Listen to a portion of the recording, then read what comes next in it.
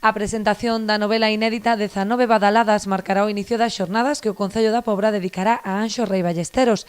Será o próximo mércores día 17 ás 8:30 no auditorio do Museo Valle Inclán. Que é unha novela de vida e de morte tamén. É unha novela que non se queda coa superficie,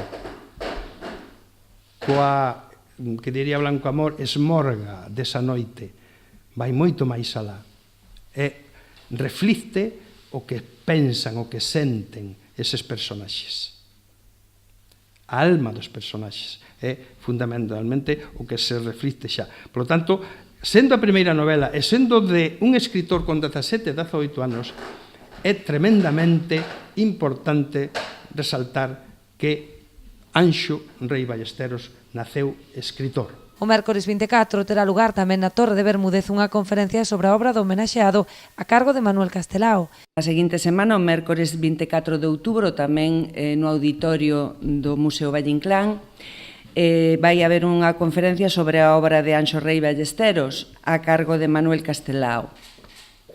A nebulosa de Anxo, Loaira revisada.